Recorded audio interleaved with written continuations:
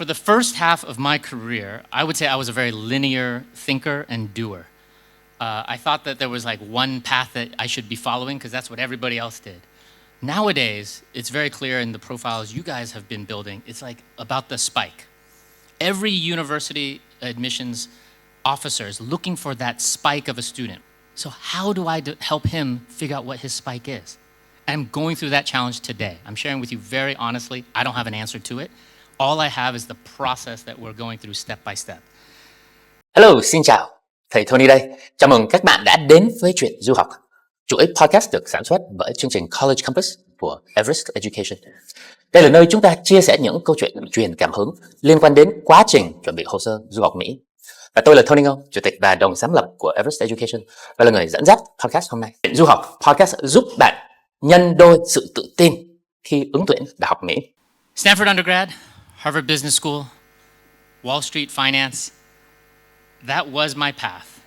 And I won't lie, I probably wanted the same for my own kids, deep down inside. But then my own children showed me that there's something completely different that you can think about in developing yourself and developing your life and your career. So today I'd like to share how I think about success, how I think about college, how I think about career and life building as a result of all that. But first, since it's gratitude is the theme, I have to start by thanking my own family.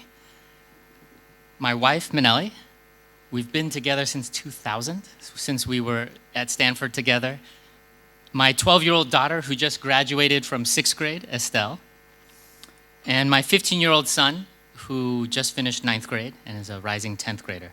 Both my kids are going to school in Los Angeles at Harvard Westlake, a very academic, intense environment, but they both chose it, not me. And they have all allowed me to have this bicontinental career between Vietnam and the US. In addition, it takes a village to raise a family, right? And when I'm gone, I'm so fortunate to have the support of both my parents and my wife's parents to take care of the kids, bring them up, try to teach them Vietnamese, but not really. And really complete this circle of support that has become a very important foundation for all of us. I'm also grateful to all the key leaders in all the various organizations that I'm a part of. Don and Zung have been with me at Everest for a long, long time. Emmanuel as well. Bang, for those of you guys who have met him, he is my co-founder at 20 and 20 Partners, an investment firm that we are a capital platform that we founded together 4 years ago. And then I've blessed with many amazing board members. These are just a few of them who are pictured here in SEO Vietnam, Sponsors for Educational Opportunity Vietnam, a nonprofit I started 17 years ago that helps students really have mentorship and fellowship in Vietnam's leading companies in finance, operations, and whatnot. And then, of course, the College Campus team. They have been phenomenal, working to shape our philosophy into how we work with students day to day. And of course, last but not least, you guys. With our families, the students, our alumni. I can't believe how many alumni are here from just 1 year ago. Tin, sharing your journeys about finance and trying to break into Wall Street yourself at BC. To Katie, who's going to Georgetown for a master's degree, right? To Mi Hian, who finished Harvard already and is doing a PhD and starting that. And coming back and sharing all these experiences and questions with everyone else in our community. Because I feel like that is the power of what makes College Campus and Everest and this group amazing, is that it's not just a counselor relationship, but you have this whole network. For the first half of my career, I would say I was a very linear thinker and doer. I thought that there was like one path that I should be following because that's what everybody else did.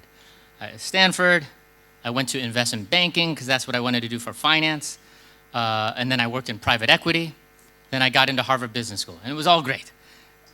Except, I also was a very serious person. Very different than I am now, to be quite honest. I was very, very serious, and I was grinding and cranking all the time. But when my son was born, Ian was born in 2010, my perspective started to change. And I think like many parents here, I saw him having so much joy being the first one out on the dance floor to start dancing at any wedding we go to and pulling other people onto the dance floor. I saw him being totally silly all the time, saying hi to strangers on the street and just laughing. And I was like, why do I need to be so serious? Why do I need to just take one path to get to where I'm going? And that infectious joy caused me to ask questions. What do I want to be myself as a father? What kind of world do I want to leave behind for my children? And for our students at Everest, what is the type of learning that we want them to have? Do we want them to follow that strict and narrow path that I did? But all these questions started going through my head as we're designing the curriculum, designing the pathways for all of our students. So here's what I've come to realize personally. When I was growing up, I think the path was a lot more linear for the most part, but that is changing very fast. You used to work hard, you got good grades, and you got into a great school, and there's a prestigious job on the other side. You study, you achieve, and then you arrive, something in that order. And that formula was largely true for, I think, a whole generation. But if you look at this chart, this shows how that environment is definitely changing on the college side, and I think it's even changing in life, where being the generalist used to be enough. When I applied and got accepted to Stanford, I would honestly say I was a good student, not an exceptional student. I was not winning any national competitions or anything. I didn't start any companies. I didn't do anything spectacular in the community. I was just a good all-around student, I think, and a nice guy. Nowadays, it's very clear in the profiles you guys have been building, it's like about the spike. Every university admissions officer is looking for that spike of a student. What is that special something you bring to that community? And how do you develop that in a way that is not fake? It's so easy to have that fake nonprofit that your parents funded for you to start. It's so easy to fake that club that you started on paper. It's actually very hard to show that you have a true intellectual curiosity, very hard to show that you have that depth of passion and commitment towards something for multiple years. But now as a parent, I feel this angst because I see that my own children have their own personalities. How do I help them figure out what is their spike? So with all of that, I was already thinking, like, how do we develop this? If you layer on what is happening now with artificial intelligence, it is only getting faster. The level of importance of figuring out that spike is, I think, only getting more important for yourself. Entry-level jobs in finance are changing rapidly. In consulting, they're changing rapidly. No human is going to be faster than the machine at doing the research and the basic modeling and the memo writing. So where do we compete? How do we stand out in that uncertain world? My own revelation was through this exploration of myself and trying to think about what is my real strength? What are my real strengths? Well, I was good at math. I was very analytical. Of course, I'm willing to work hard. And in the world of finance, I think that, of course, is a valuable, necessary skill, but it's not enough, especially today.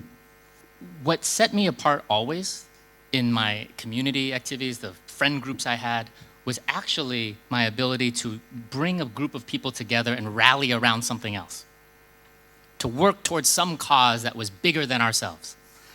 And that was my superpower. But I realized it very late, I'd say, in my career. And I thought, why can't we have that earlier? If you're a high school student and you have that reflection, you have mentors who have gone before you, who can come back and share their experiences. How awesome would that be? So you get that opportunity to test out and find out what you're good at so that you can design your extracurricular activities, so you can design your internships, your personal projects, and of course your college majors and applications, all that, in a way that helps you develop that spike. So, in a world that's uncertain, how do we prepare? My children have their own personalities, as I've mentioned, but I want them to be exploring, and indeed my children are exploring lots of stuff. 7th, 8th, 9th grade, my son Ian played football, American football, which scared me to death. I was like, no, you're not playing football. Oh, it's okay, Daddy, I'm gonna be a kicker. Nope, you're too fast, you're gonna be a running back. If you guys know American football, running back is the one who gets hit every play. Anyways, that scared the hell out of me. He's no longer a running back, he's now a kicker. He played volleyball, fencing, all sorts of things. He also got an opportunity in music to try totally random interests. He played the tuba, loved it, and has been doing it ever since, and is now going on to year 4 of getting the tuba. And I'm seeing him develop all these other interests. But at the same time, I'm like, what is your spike? He's like pretty good at school, pretty athletic, but not like exceptional. Maybe tuba, but he's like super early to that. So how do I help him figure out what his spike is? And I'm going through that challenge today. I'm sharing with you very honestly. I don't have an answer to it. All I have is the process that we're going through step by step. He has discovered all these different activities, and now as he's entering 10th grade, it's about trying to hone it in so that he can start to be a little bit more intentional of that spike. And so my wife and I are acutely aware that the pressure rises every year in trying to figure out how to develop that spike. And some kids find it at 9th grade, most do not. Some kids find it in 10th, I'd say most don't even find it ever. It's actually very fortunate for the few who are able to find it. And I'd say I'm super proud of our College Compass students because they have had those opportunities to put in the reps to try all these things. Many of you have found your spike. So we've had many conversations to align on what our family values are. We've had to come to terms. Even though both of us went to Stanford, my wife went to Northwestern for medical school. I did the thing in Boston. It is so hard to get in. The statistics are insanely impossible to expect. Of course, we all want the best for our kids. It's not always realistic. It's not always achievable. But there's so much to learn by going through the journey step by step. The process itself opens up all these doors for us, but we know the admissions rates are getting harder and harder. Even with a very high GPA, perfect SAT scores, even with great extracurriculars, that well-rounded profile is just not enough. Even though all these schools do have value, and we would be thrilled if our kids could go to Stanford with us, right now, we're totally fine if they visit Stanford with us when I go to my reunion this fall. That's totally okay. At the same time, how do I develop this process? So with College Compass, I'm going through it myself as a parent for the first time. So Ian is studying with Ms. Tao, has the guidance of Ms. Tao, Emmanuel, our learning advisor team, and he is exploring his interests. He's exploring how to combine that academic side with this sporty side, with this STEM interest specifically. And he has this joy that I really am scared that he loses because he's so focused on achieving certain results. But so far, I feel like he's internalizing this process very, very well so far. So I don't know where Ian's path will go. But we're happy that at this stage, he has a diverse portfolio and a fantastic attitude and guidance to follow it systematically. So instead of stumbling into some discovery decades from now, my hope for Ian is the same hope I have for each one of you, students, that by going through this journey with us, you have the opportunity to test your limits. To test is your curiosity, something that can become a passion, that can become a spike on your college applications, and can become a career interest one day as well. I was so happy to actually hear Katie's update. Katie was an alumni 5 years ago, went to BU, showed his interest in international relations. I remember her so passionate talking about Model UN. She was very involved in Model UN regionally here in Vietnam, and then went to BU focusing on international studies, international relations, has since gotten her job developing into the intersection of business and politics, worked at the US ASEAN Business Council, met our good friend, Ambassador Ted Osius, who worked under Obama, and just had lunch with him yesterday. Comes back and tells us, oh, how awesome was that? Oh, and by the way, I'm going to do my master's now at Georgetown in environmental and international studies. That is so awesome. We have a few principles that we like to adhere to. First, I learned that it's very, very valuable to start early. So parents always ask me, is 7th grade, 8th grade too early? Maybe, but 9th grade for sure. it's definitely a great time to sit down and start reflecting. What are you good at? Why do you like it? Second is it gives you time to really focus on your profile and all of the requirements you have. If your goal really is to go to Stanford, you cannot have a single B, unfortunately. I had to tell my son this. It's just the math. Unless you're going to be an athlete or you're going to be a big donor, it's just mathematically not possible anymore. You're already out. 1B. That's okay. But you just need to know that. Okay? So all this early preparation allows you to at least have the maximum amount of flexibility in your planning. Second, having a structured program so that you can go deep, right? Having the projects, counselors, having the advisors, the wonderful people in the network. And the third one is what I think truly sets our approach apart is that, one, we're definitely not faking activities. Two is we are trying to connect you to our ecosystem of experts and other contacts around so that you can explore. In fact, I don't think you guys take enough advantage of it. So I want to invite all of our students, all of our families, please, please let us know if you have a question, an interest. We will brainstorm, we will find opportunities to do something wonderful in our network. So I'll give you a couple examples of students who are taking advantage of our ecosystem. Louisa is a student who is studying in Ho Chi Minh City, who came to us and her parents said, hey, I have an interest in business and law, international relations, but I don't know how to develop that. Maybe I should go try to find some law internship. So we talked to her and I was like, oh, actually, I think there's something else that might be up your alley that connects all these together in a more meaningful way. So last month, 20 and 20 Partners, my other company, organized the Vietnam Movement Forum. This is a gathering of about 40 people to focus on how to help Vietnam get healthier through movement. We had experts from industry, investors, politicians, statesmen, and healthcare practitioners come together to brainstorm solutions to that problem. So in healthcare, more than 80% of children, teenagers, are not active at all in Vietnam. 80% of deaths that happen in Vietnam happen from non-communicable diseases. Things of like the four horsemen, old age, cancer, etc., heart disease. That movement will help improve. And the last one is an economic one. So as an investor, I care about, well, what does this mean in terms of numbers? Vietnam's GDP today is about $500 billion. By 2050, we should be closer to $2 trillion, right? 4 times the size.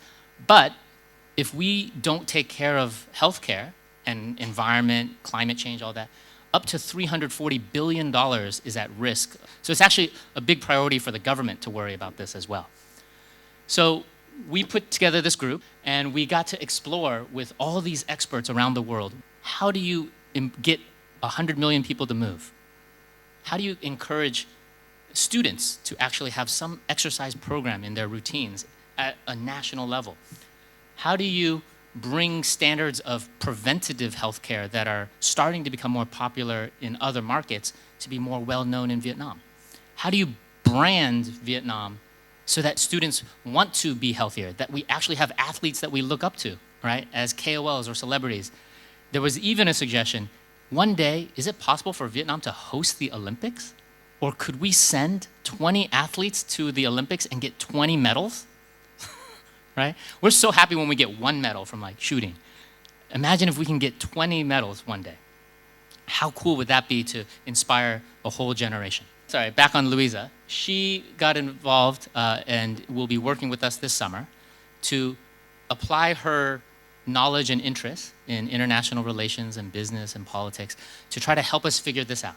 As an intern, she'll be shadowing everybody, right? But we hope that that's a seed of inspiration for her to go deeper in the same way that we've seen it in many of our other students. Another student of ours who unfortunately is still in the US, Scott, in high school launched an AI investment company. Has built out an AI tool that helps predict and make investment analyses on any stock you want to choose. And then he demoed it for me. And I was like, I don't invest in public stocks today for 20 and 20, but that approach is absolutely useful for lots of folks. how would you like to do an internship with us to help figure that problem out? Right, so now he'll be spending the summer with us at 20 and 20 to try to figure out, hey, how can I apply this to private equity investing, which is a little bit different, but still use that same fundamental technology architecture, see if he can refine his own product so that he can build his own startup better. So these are just two examples of what I think are possible, but I would love all of our students to find some opportunity, and we would love to have that conversation with you to find it in our ecosystem somewhere where you guys can explore your interests, whether it's marketing, branding, engineering, business. That is one of our superpowers. Thank you, guys.